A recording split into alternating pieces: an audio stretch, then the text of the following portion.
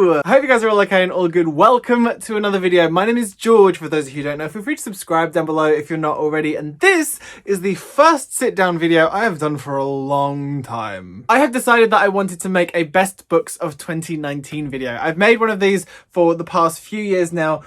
Usually when I've read more books than I did in 2019. 2019 wasn't a huge reading year for me, mostly because I was doing a master's degree. So any reading that I was doing was going towards that. So excuses, but I've not read as much as I normally would have read. So this is not the biggest sample size of books, but I do so enjoy watching these videos and I do so enjoy watching what people consider to be their favorite books of any particular year. So there's a lot of these kinds of videos that I've already enjoyed. So I thought I would share with you what mine were. So these are 5 books that are my absolute favorites of 2019.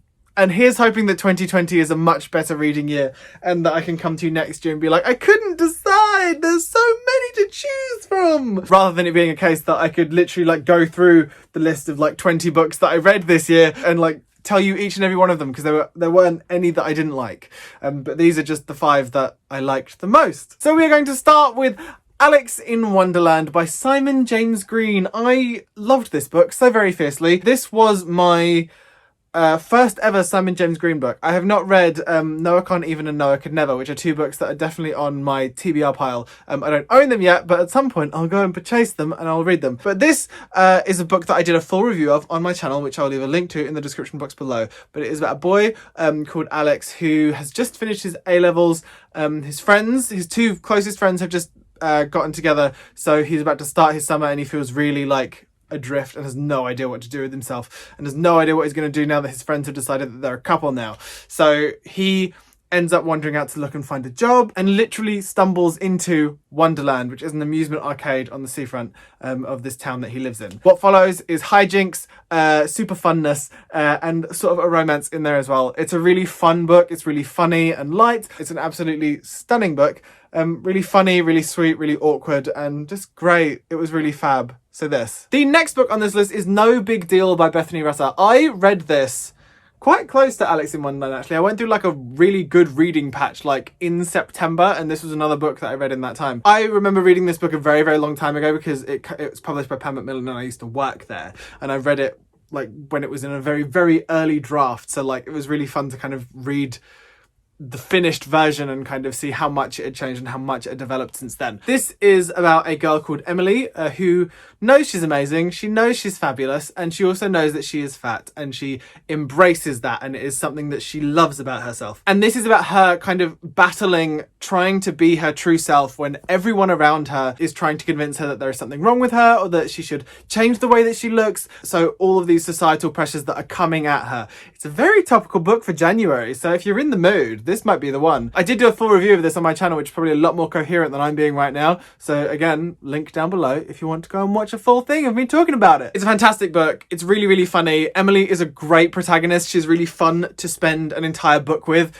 because she's sassy and she has like a lot of love for herself, which is a really fun thing to read. It's a fab book and I love it. And also, like, this is happening in I'm filming this on the 2nd, and I do believe tomorrow Bethany Rutter is revealing the cover of her 2nd book, and I'm so excited for that because that is no doubt going to be absolutely fantastic. So no big deal. It is a big deal. Go and read it. The next book on this list should come as a surprise to practically none of you if you follow me on Instagram at the George Lester, and that is Heartstopper by Alice Oseman. This, I love this so much. Like, it's so wonderful. For those of you who don't know, if you've been living under a rock, Heartstopper is the story of Nick and Charlie, who are 2 characters that are from Alice Oseman's debut novel, Solitaire. This is the story of their relationship, how they met, how they fell in love, and all of that jazz. The 1st and 2nd volumes came out in 2019, and the 3rd volume comes out in 2020. It's a graphic novel, by the way. Oh, I just opened on a really cute page. Oh! The 3rd and 4th volumes, I believe, come out in 2020, or maybe just the 3rd. I used to read this on Tumblr and on Tapas. I'm way, way, way behind because, like I said, master's degree. And I promise that's the last time I mention it in this video. I reread this year because I needed something. I needed like that little boost that this book gives me. And oh, does it give it. It's sweet and it's lovely and it's romantic. And Alice's art is so gorgeous. Like, it's so stunned. I was also lucky enough to go to the launch of this. I was at the launch of this back in February of 2019.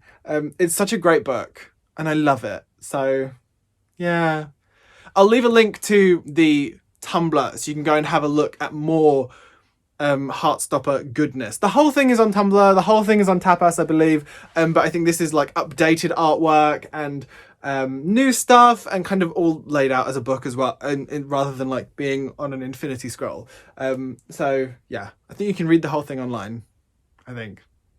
Either way, I'll link it below and you can go and have a look, and if you're in the mood, you can buy it 'cause it's amazing! Next up on this list is Diary of a Drag Queen by Rasmussen. I listened to the audiobook of this, which is read by Rasmussen. I adored this so very much. I was listening to it a lot while I was running. I started running very, very long distances earlier on in 2019. Very, very strange.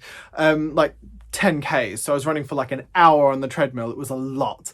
But I was doing that, and because I was doing that, music wasn't cutting it for me, so I started listening to audiobooks instead, and one of the audiobooks that I listened to was Diary of a Drag Queen. This is written in diary format and basically follows a year of Crystal's life. When it begins, they are living in New York and are working in a fashion magazine, I believe, or in the fashion industry, for someone who is just an absolute tyrant.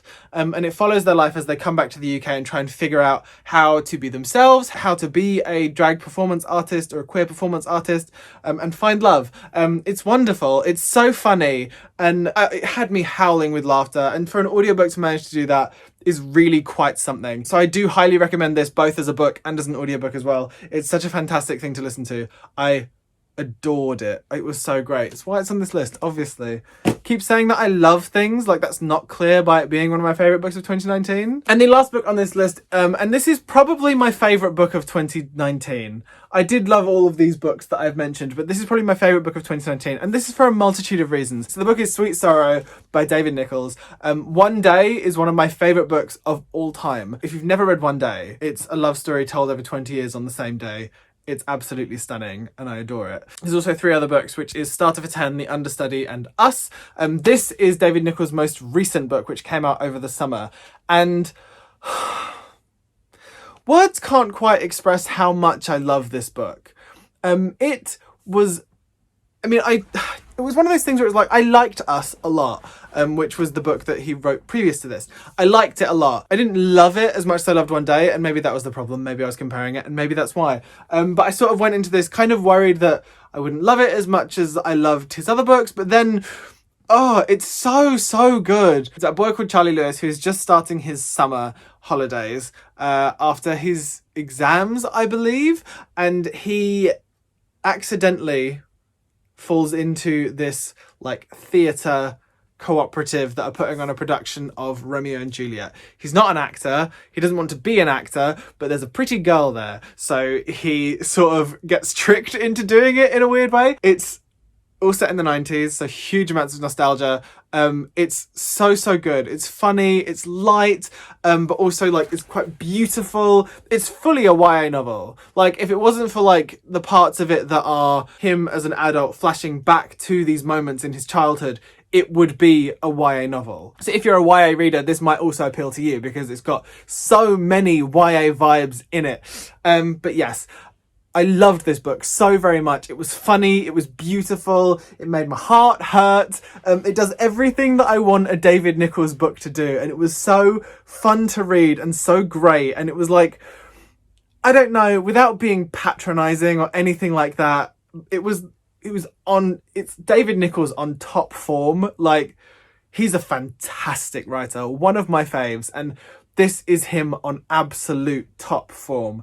I loved it hugely. I don't normally rank books, I think, when I do this. I don't think I've ranked books in the past. But if I was to pick out of these 5, this is the one I would pick. It's so good.